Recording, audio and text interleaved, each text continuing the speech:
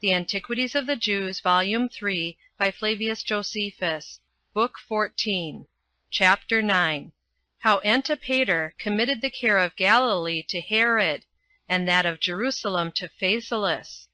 as also how Herod upon the Jews' envy at Antipater was accused before Hyrcanus.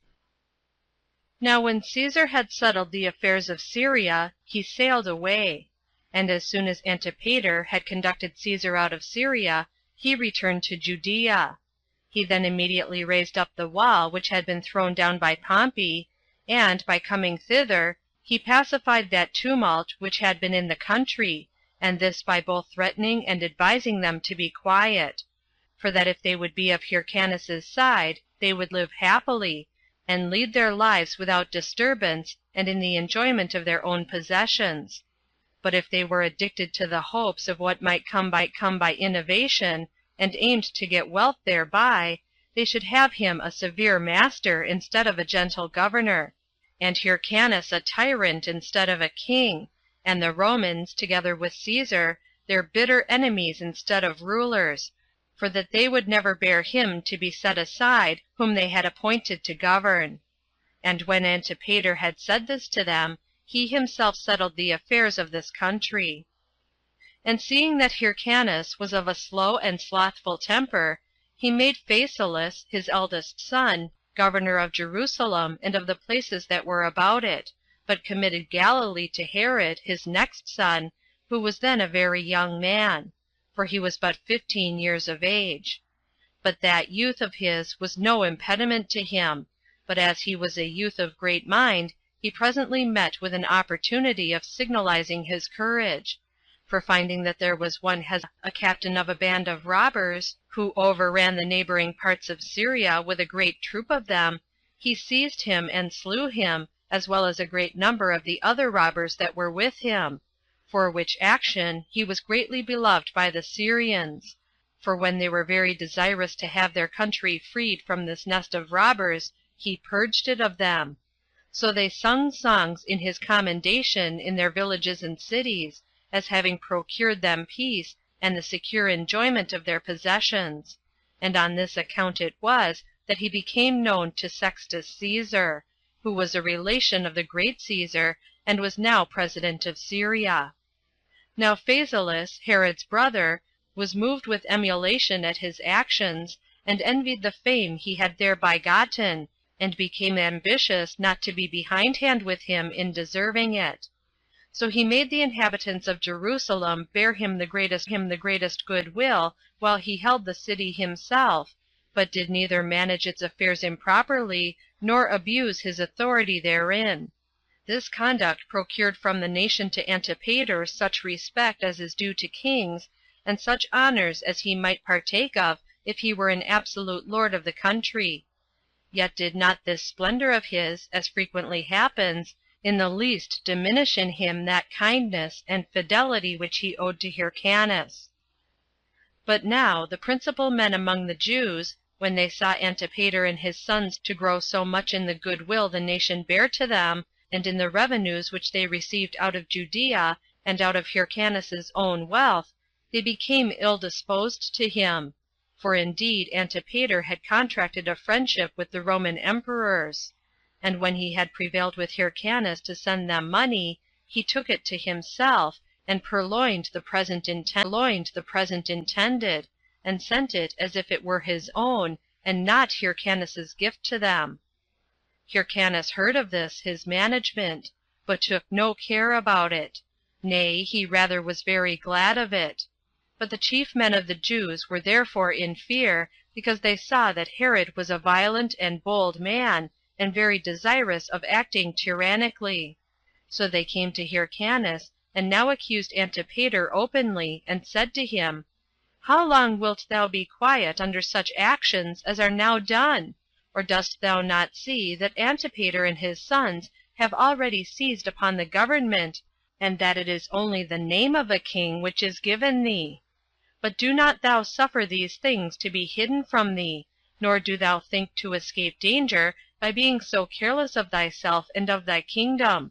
for Antipater and his sons are not now stewards of thine affairs, thyself with such a notion.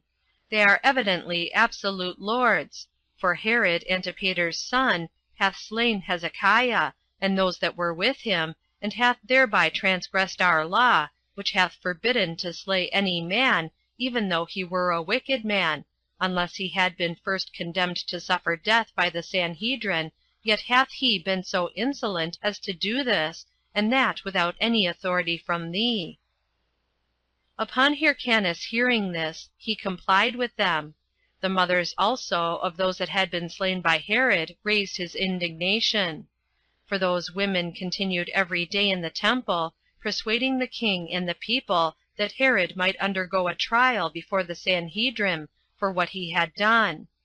Hyrcanus was so moved by these complaints that he summoned Herod to come to his trial for what was charged upon him.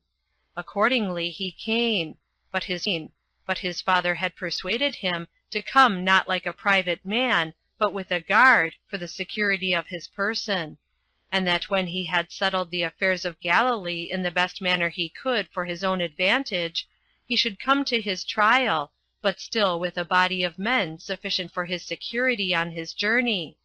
yet so that he should not come with so great a force as might look like terrifying Hyrcanus, but still such a one as might not expose him naked and unguarded to his enemies. However, Sextus Caesar, president of Syria, wrote to Hyrcanus, and desired him to clear Herod, and dismiss him at his trial, and threatened him beforehand if he did not do it. Which epistle of his was the occasion of Hyrcanus delivering Herod from suffering any harm from the Sanhedrim, for he loved him as his own son.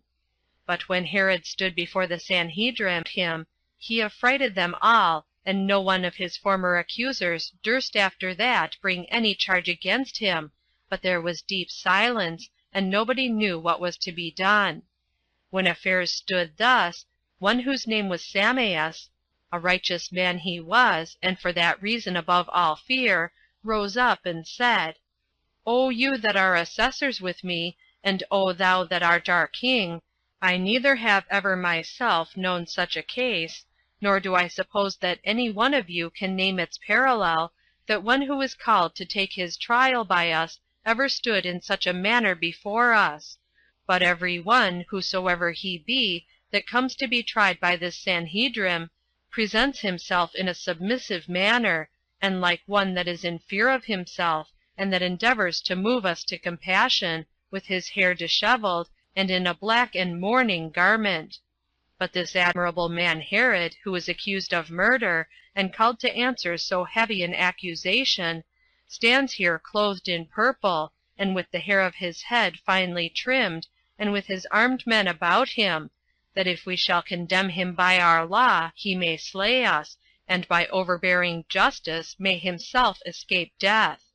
Yet do not I make this complaint against Herod himself.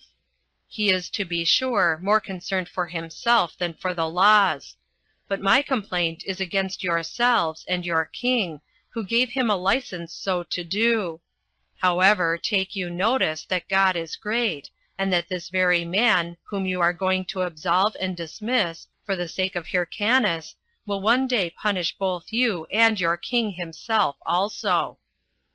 Nor did Samaeus mistake in any part of this prediction. For when Herod had received the kingdom, he slew all the members of this Sanhedrim, and Hyrcanus himself also, excepting Samaeus, for he had a great honor for him on account of his righteousness, and because, when the city was afterward besieged by Herod and Sosius, he persuaded the people to admit Herod into it, and told them that for their sins they would not be able to escape his hands, which things will be related by us in their proper places. But when Hyrcanus saw that the members of the Sanhedrim were ready to pronounce the sentence of death upon Herod, he put off the trial to another day, and sent privately to Herod, and advised him to fly out of the city, for that by this means he might escape. So he retired to Damascus, as though he fled from the king. And when he had been with Sextus Caesar, and had put his own affairs in a sure posture, he resolved to do thus: that in case he were again summoned before the Sanhedrim to take his trial, he would not obey that summons. Hereupon the members of the Sanhedrim had great indignation at this posture of affairs, and endeavored to persuade Hyrcanus that all these things were against him, which state of matters he was not ignorant of, but his temper was so unmanly and so foolish that he was able to do nothing at all. But when Sextus had made Herod general of the army of Celesyria, for he sold him that post for money, Hyrcanus was in fear lest Herod should make war upon him.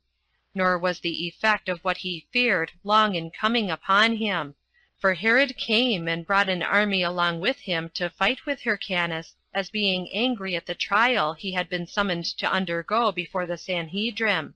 But his father Antipater and his brother Phasaelus met him, and hindered him from assaulting Jerusalem. They also pacified his vehement temper, and persuaded him to do no overt action, but only to affright them with threatenings, and to proceed no further against one who had given him the dignity he had. They also desired him not only to be angry that he was summoned, and obliged to come to his trial, but to remember withal how he was dismissed without condemnation, and how he ought to give Hyrcanus thanks for the same, and that he was not to regard only what was disagreeable to him, and be unthankful for his deliverance. So they desired him to consider, that since it is God that turns the scales of war, there is great uncertainty in the issue of battles, and that therefore he ought of to expect the victory when he should fight with his king, and him that had supported him, and bestowed many benefits upon him, and had done nothing itself very severe to him. The accusation, which was derived from evil counselors, and not from himself, had rather the suspicion of some severity than anything really severe in it.